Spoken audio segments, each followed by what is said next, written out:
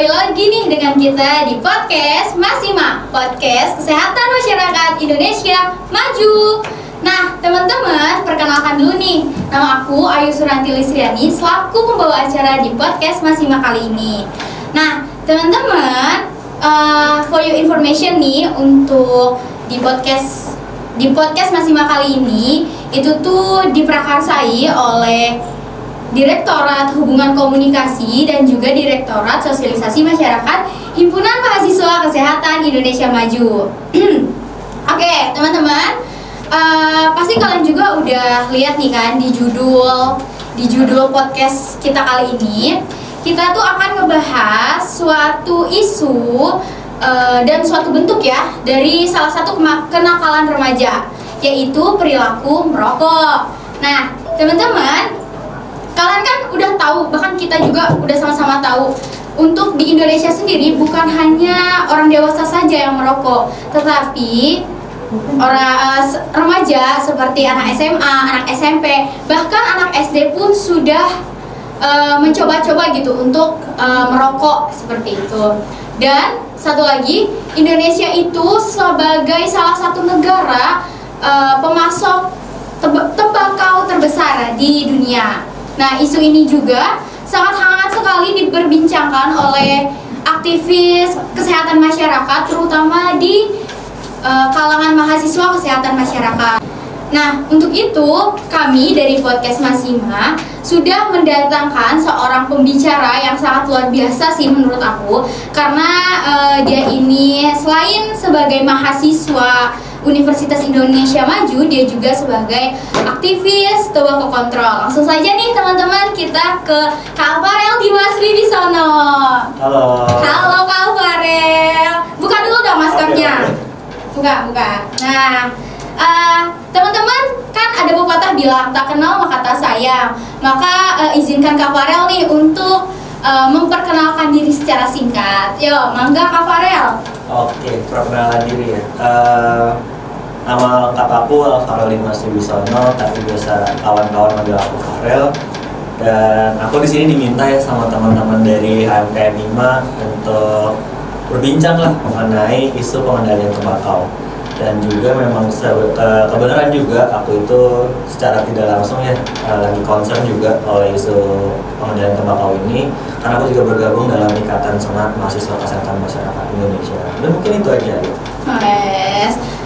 Bangga sekali ya bahwa UIMA itu memiliki seorang mahasiswa yang sangat hebat gitu dalam organisasi, juga dia berprestasi, beliau juga berprestasi seperti itu. Kak Farel, gimana nih kabarnya Kak Farel? Alhamdulillah baik. Baik. Gimana? Mungkin teman-teman ada yang pengen tahu Kak Farel udah punya pacar belum? Kemarin udah punya. Oh, udah punya ya? Udah punya. Aku udah.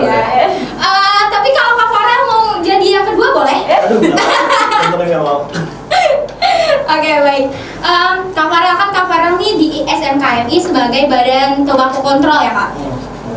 Itu tuh bergerak seperti apa sih Kak, Badan Tobacco Control itu? Badan khusus tobacco control ini kalau di SMKMI memang sering mengkawal terkait isu-isu pengendalian tembakau ya. Salah satunya yang memang, nggak salah satu sih, ada lagi dua isu yang lagi di-concern sekali oleh Badan Khusus Tobacco Control ini, yaitu terkait revisi PP 109 tahun 2012, dan satu lagi itu penolakan World Tobacco Asia atau WTA itu nanti sekitar bulan akhir bulan di tahun 2022 itu akan terselenggara di Surabaya. Seperti itu. Itu sih dua isu yang memang lagi coba concern sama BKTC ini. Berarti itu memang sedang berjalan ya Kak untuk ini ya? Iya, kalau untuk yang revisi PP itu memang udah melakukan kajian juga terkait itu, karena kan kita kalau semisal memang mau melakukan pergerakan memang harus berdasarkan kajian terlebih dahulu ya. Nah, itu untuk yang revisi PP sudah berjalan, dan yang lagi dirancang lagi nih untuk yang isu kedua itu adalah penolakan waktu evakuasi nanti di Surabaya seperti itu. Untuk kendalanya sendiri Kak itu gimana? Kalau kendala sendiri mungkin apa ya, kalau kita kan sebenarnya kalau untuk aksi-aksi itu biasanya kan offline ya, kita datang gitu kan. Nah, cuman memang kalau lagi pandemi gini kan rada sulit ya kan. Nah, salah satu yang memang sudah coba dijalankan oleh ISMKM itu sendiri adalah melakukan petisi. Tahu petisi nggak? Aku tahu, mungkin teman-teman boleh kasih tahu deh Kak Farel. Petisi itu kayak semacam apa ya?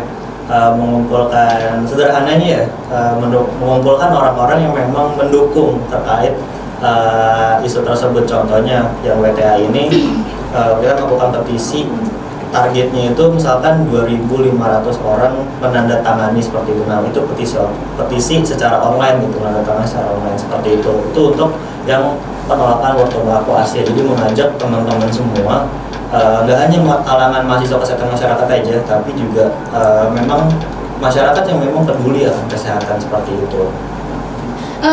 Kalau boleh tahu nih Kak, untuk petisi sendiri untuk saat ini sudah berapa Kak?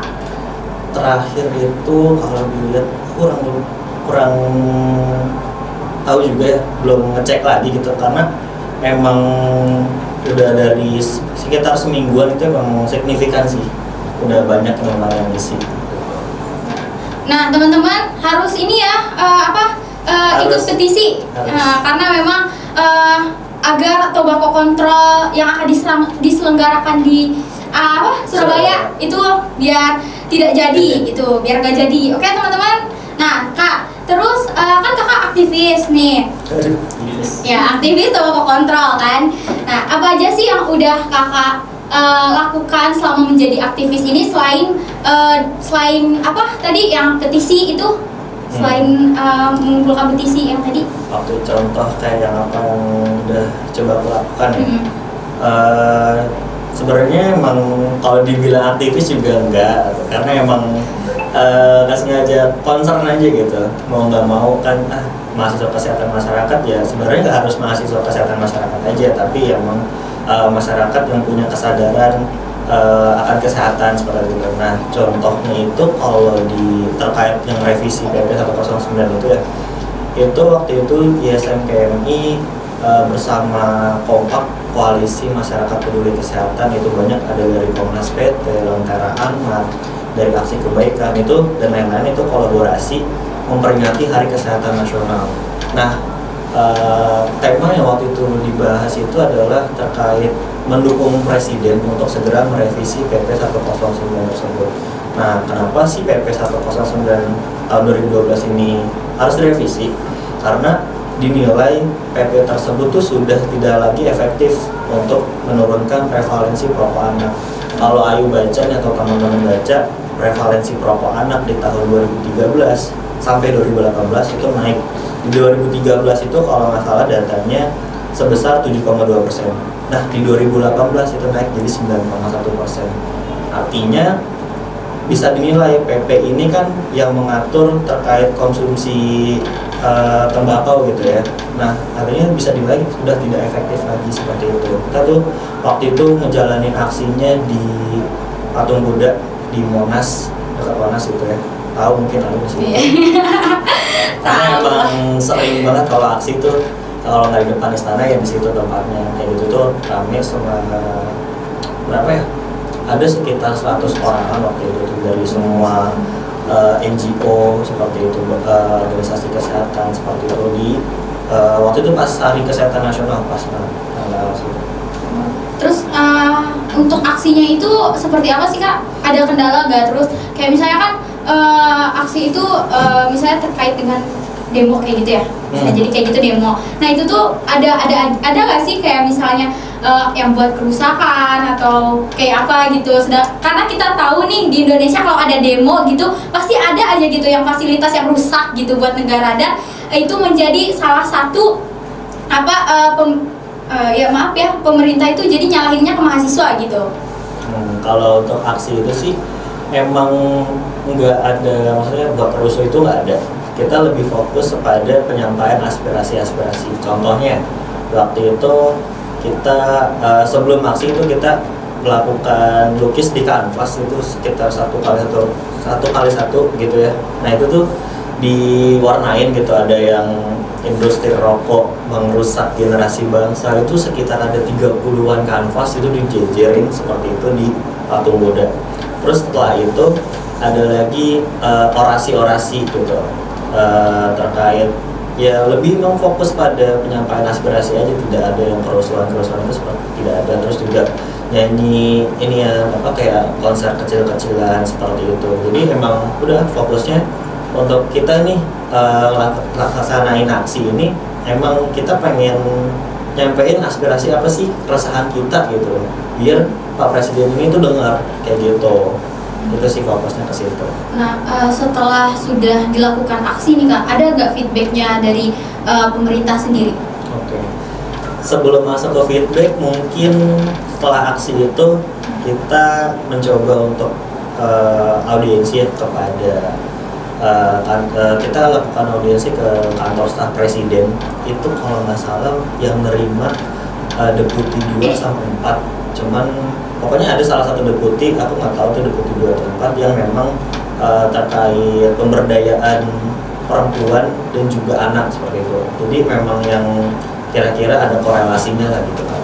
Itu kita nyampein tuh ke sana, alhamdulillah kita diterima dan kita sampaikan aku mewakili dari SMKMI bagaimana pandangan dari kesehatan masyarakat itu sendiri, dari mahasiswa Kesmas itu sendiri mengenai fenomena yang sedang terjadi di Indonesia seperti itu.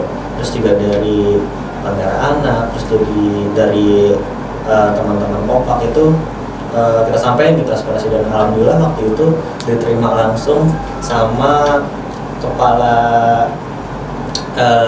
Pak Muldoko. Kalau ada tahu itu ada Pak Muldoko tuh udah kepalanya gitu, cuman emang terima aja gitu, kita serah terima kanvasnya itu ke beliau gitu. Ada ya tulisannya apa ya, kayak tidak adanya perlindungan kepada anak terkait tembakau. Jadi memang kan harapannya ya adanya revisi PP itu tuh menjadi payung gitu untuk mencegah adik-adik kita gitu kan tidak bisa lagi mengakses rokok tersebut kayak gitu. Nah tadi feedbacknya apa gitu kan.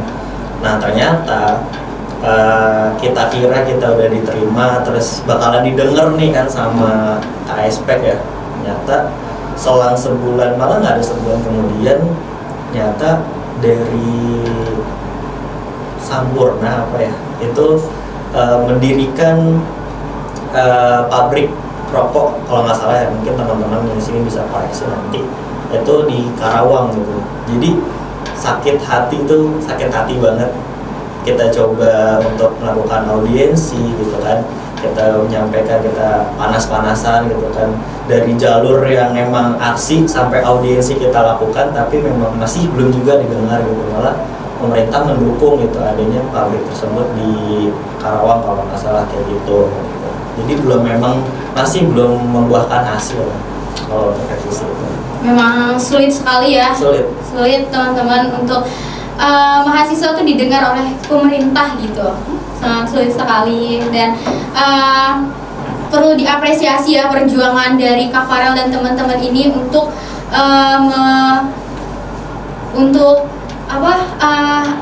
mengusahakan gitu agar tobacco control ini benar-benar bisa bisa dikendalikan gitu, apalagi di kalangan anak-anak ya Kak. Sebenarnya kan anak SD juga kan ngerokok tuh ya Kak. Gimana sih Kak cara kita gitu biar bisa mencegah rokok sejak dini gitu Kak? Oke, sebenarnya kalau untuk mencegah ini kan memang dari si anaknya ini yang belum kenal rokok lah ya gitu kan. Nah, dan yang dari kita nih emang mau berperan untuk ya harus sih mau nggak mau harus ikut berperan juga. Itu pertama siapin diri dulu. Kenapa siapin diri dulu? Karena untuk ngasih tahu baik itu untuk mencegah maupun ngasih tahu yang memang udah merokok itu susah. Harus penuh kesabaran ekstra. Kalau Ayu tanya ke aku capek nggak, capek banget. Karena emang susah gitu kan. Karena udah jadi habit juga lah gitu kan untuk merokok ini di Indonesia. Nah kalau untuk mencegah adik-adik kita gitu kan untuk merokok, ini sebenarnya aku terapin juga sih sama adikku juga. itu kalau di rumah emang coba bangun komunikasi dulu sama dia gitu kan. Kira-kira kenapa bangun komunikasi dulu? Kan kita nggak tahu nih adik kita tuh mainnya di mana gitu kan, mainnya sama siapa gitu kan. Dengan komunikasi yang baik, otomatis kalau misalkan kita ajak diskusi atau kita tanya-tanya, dia pun mau terbuka gitu kan sama kita. Oh iya bang, aku main di sini gitu. Jadi aku tahu nih, oh daerah ini tuh biasanya pergaulannya kayak gimana gitu kan. Kalau semisal memang pergaulannya kurang baik gitu, ada banyak memang rokok aktif seperti itu, coba kita kendalikan dulu gitu. Coba jangan terlalu sering gitu, boleh main tapi jangan terlalu sering itu, karena memang adikku juga sebenarnya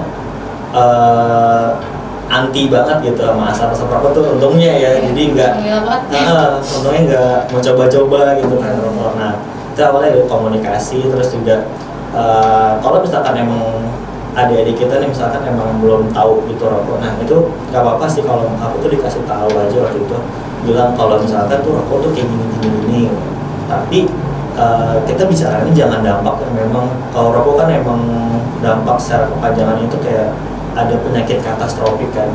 Katastrofik tuh istilahnya kalau sekali ini kena penyakit langsung miskin.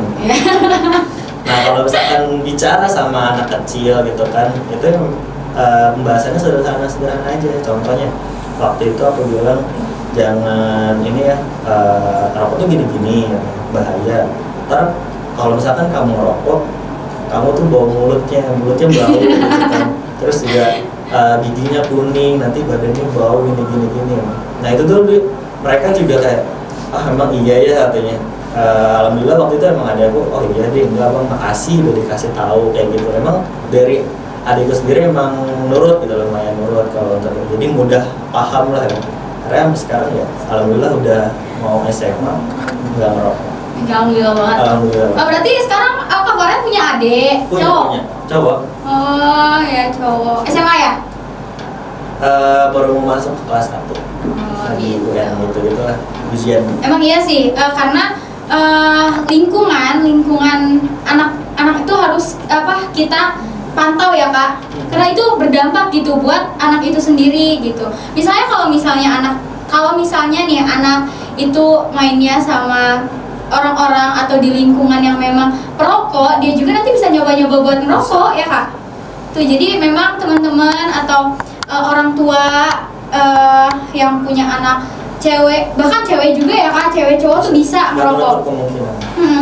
Jadi untuk orang tua, terus juga kakak-kakak yang punya adik, tolong gitu dipantau adik-adiknya supaya kita juga tahu gitu lingkungan mana sih yang sekarang tuh dia main, lingkungan dia tumbuh kembang dia gitu gimana, biar kita juga pantau ya Kak, terus untuk pertumbuhannya dia juga gitu, karena emang rokok ini sangat bahaya sekali gitu.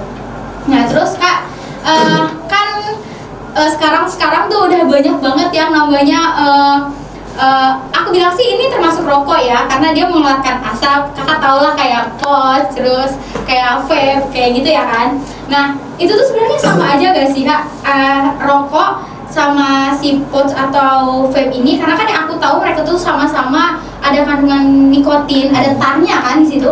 Bedanya kalau misalnya emang si rokok ini kan rasanya, aku nggak tahu kenapa nggak pernah ngerokok sih sebenarnya. Intinya yang aku tahu tuh kalau vape atau pouch itu dia punya berbagai macam rasa kayak gitu. Itu gimana Kak? Ada perbedaannya nggak? Perbedaan atau persamaannya itu? Kalau yang sependek pengetahuanku, ya tadi yang bilang Ayu, sama-sama mengeluarkan asap gitu ya, terus juga intinya ada kandungan nikotinnya juga gitu. Nah menurutku sih ya itu sama-sama aja gitu. Terus juga ada yang banyak berkembang kalau statement bahwasanya mau nge-vape untuk ngurangin rokok ya. Iya itu ada tuh kayak gitu, emang orang-orang di luar sana tuh kayak nggak apa-apa nge-vape aja gitu, karena nanti bisa berhenti ngerokok kok gitu. Emang orang-orang ada yang berpikiran punya statement kayak gitu tuh Kak. Itu gimana? Tapi kalau menurutku pribadi ini sebenarnya belum ada juga penelitian yang memang secara konkret atau secara komprehensif membahas kalau misalkan si rokok elektrik ini itu punya dampak seperti apa, itu aku belum baca lagi gitu kan. Setahu aku sih memang belum ada penelitiannya. Nah bedanya dengan rokok konvensional itu kan, kalau rokok elektrik itu kan yang buatan yang benar-benar buatan manusia.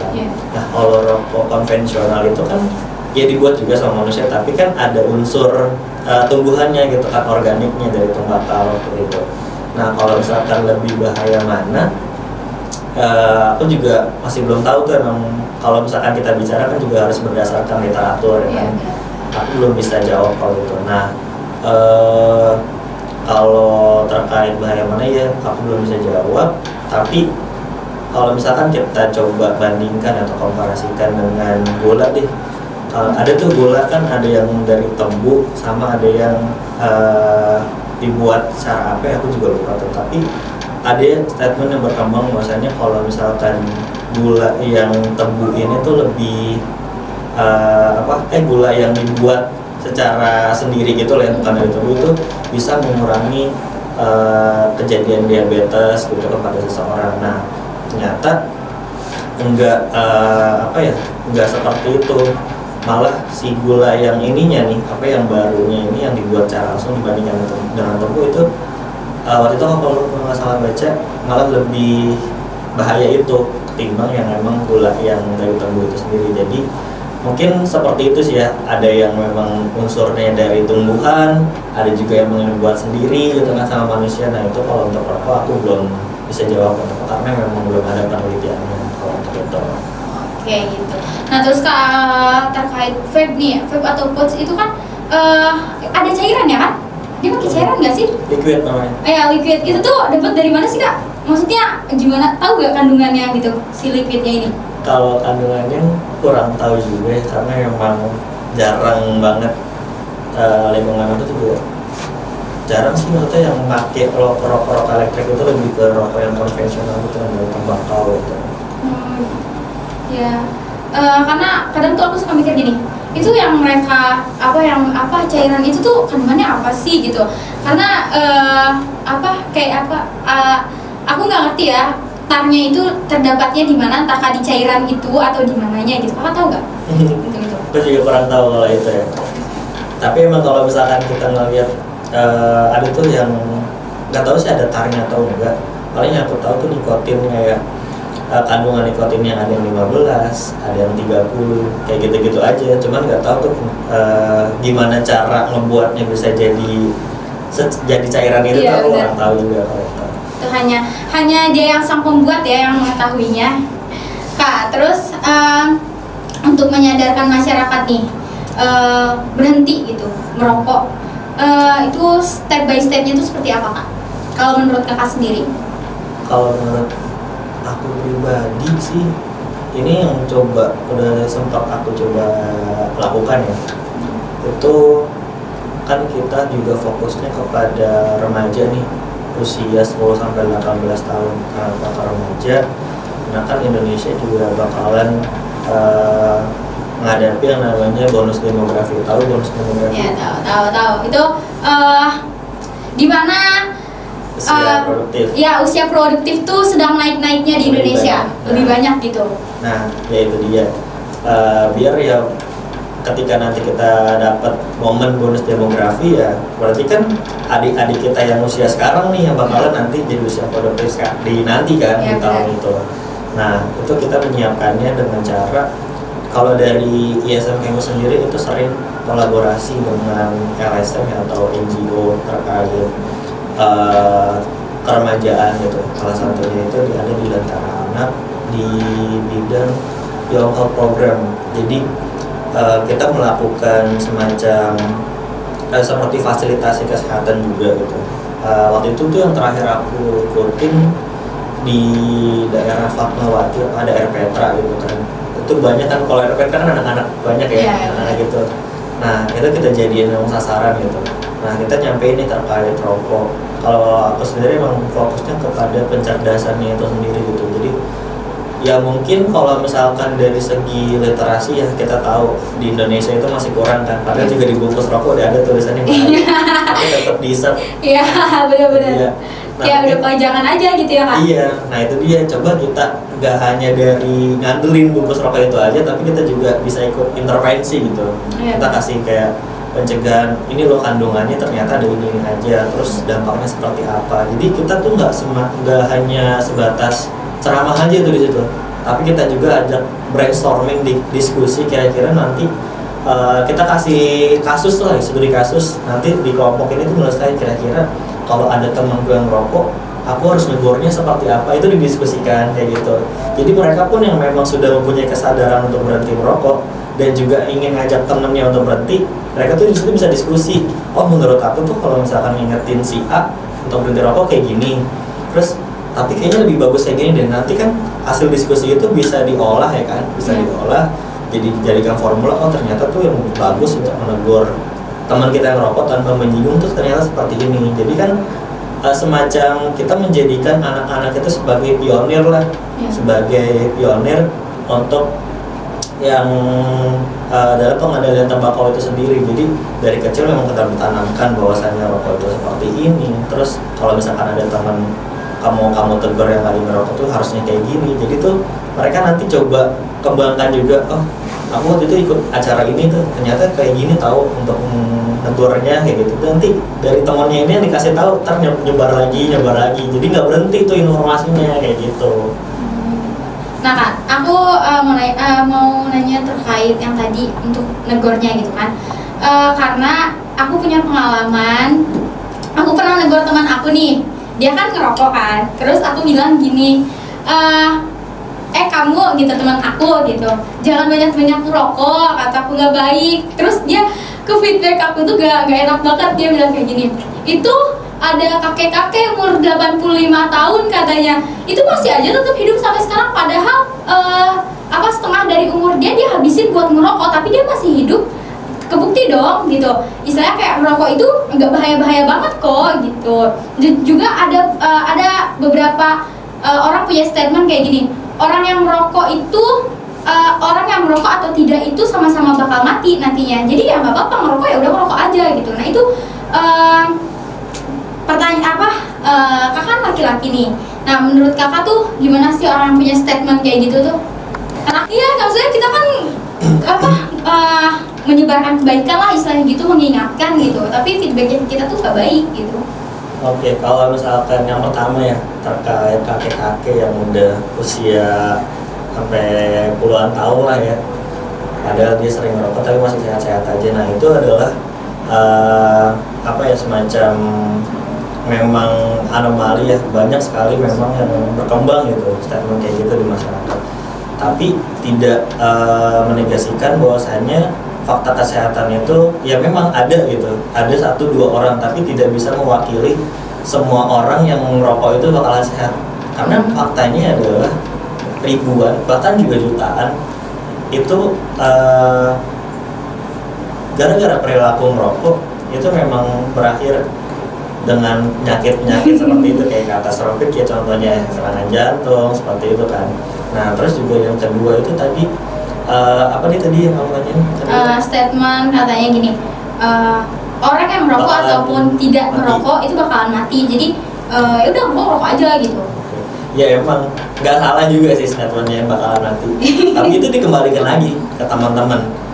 Apakah teman-teman mau memilih meninggalkan dunia ini dengan cara yang tidak enak? Otomatis kan kalau merokok punya penyakitan, ya kan? Nah, kalau teman-teman sederhananya, kalau teman-teman tidak merokok, hidup sehat, ya meninggalnya juga kan maksudnya meninggalkan dunia ini juga maksudnya tidak harus melalui hal-hal sulit seperti itu kan, kayak melakukan operasi ya, kalau misalkan kanker harus kemo kayak gitu kan. Nah itu dibalikin lagi ke teman-teman sebenarnya, mau milih jalur yang mana kayak gitu lah. Kalau dari aku sendiri, kalau misalkan emang ada yang bikin statement kayak gitu, aku balikinnya gitu aja. Wah, emang kalau jadi Kak Farel tuh kayaknya harus ekstra sabar. Nah aku tuh gak bisa sabar guys orangnya. Aku tuh orangnya cepet emosi, kayak bukan disinggung ya, aku udah nyampein kebaikan dia malah kayak gitu tuh aku kayak ngerasa, gue udah ngasih kebaikan nih, coba lu tuh dengerin gue gitu. Emang orang-orang tuh kadang punya ya adalah iya gitu. Kalau ngomongin terkait tembakau emang gak ada habisnya. Kalau dibilang aku capek, tapi emang capek tapi nggak berhenti biar nanti kita ajarin ya atau kita ingetin biar dia yang capek. Oh capek gue diingetin dulu sama si Farah, gue berhenti ngerokok gitu. Pengennya malah kayak gitu. Jadi biarin dia yang capek. Terus juga di sini aku menekanin lagi banyak sih teman-temanku kalau misalkan update SGS terkait pengendalian tembakau, ada yang bilang ya aku dicap anti rokok lah gitu kan. Sebenarnya bukan anti perokok atau seperti apa, karena aku tahu orang yang merokok itu adalah korban juga. Korban dari siapa? Dari industri rokok. Karena dari yang pemilik industri rokoknya aja tuh dia nggak ngerokok. Oh iya, benar. Iya. Ada ini ya, aku pernah lihat videonya. Dia nggak merokok karena dia tahu perokok itu bahaya. Iya. Dia bilang. Itu dia. Yang sebenarnya musuhnya itu bukan kamu, bukan dia, bukan buruh, bukan petani, tapi industri rokoknya yang memang menjerat seluruh masyarakat Indonesia. Jadi kalau dibilang anti perokok ya enggak, kamu korban, aku tahu kayak gitu. Benar-benar. Capek banget ya teman-teman. Kak Farel, ini terakhir nih dari aku. Kak Farel mau pesan apa nih ke teman-teman, ke adik-adik atau ke masyarakat Indonesia gitu untuk berhenti merokok gitu? Pesannya seperti apa sih? Oke, buat yang udah sadar ya terkait rokok itu memang menimbulkan banyak dampak, baik itu jangka panjang maupun jangka pendek. Jangan pernah capek. Aku tahu kalian pasti capek ngomongin terkait rokok mulu, sosialisasi, tapi jangan pernah capek karena semoga lelahnya kita bakal menjadi lelah. Amin. Lalu yang Amin. kedua, kalau misalkan emang buat yang memang belum sadar gitu terkait bahaya merokok, ya nggak apa-apa, itu juga pilihan kalian, tapi tolong untuk lebih bijak lagi ketika merokok. Jangan sampai perilaku kita merokok itu merusak lingkungan juga, karena kan ada yang namanya rokok pasif gitu kan. Itu kan yang memang orang yang terpapar asap rokok dari perokok aktif seperti itu. Jadi lebih bijak lagi ketika melakukan suatu tindakan merokok. Mungkin itu aja. Oke, nah teman-teman, akhirnya sudah selesai bukan acara sih ya, udah selesai tanya-tanyanya nih sama Kak Farel. Aku makasih banget ke Kak Farel karena udah mau datang nih, udah mau ditanya-tanya sama aku di sini. Dan untuk teman-teman, makasih juga udah mendengarkan podcast Masima kali ini. Semoga siapapun yang mendengar ini bisa tergerak hatinya untuk tidak merokok ya, untuk stop lah merokok gitu. Oke, teman-teman, akhir kata aku ucapkan terima kasih dan jangan lupa follow IG HMKM IMA, oke? Oke, @HMKM_IMA ya, benar gak sih? Iya benar, oke. Pokoknya harus sama ini UIMA sama apa namanya? Tuh. Kesmas tim. Oh, Kesmas UIMA sama @UIMA ya, oke? Bener kan Pak? Iya, benar. Oke. Makasih teman-teman. Mohon maaf kalau ada salah-salah kata. Wabillahi taufiq wal hidayah.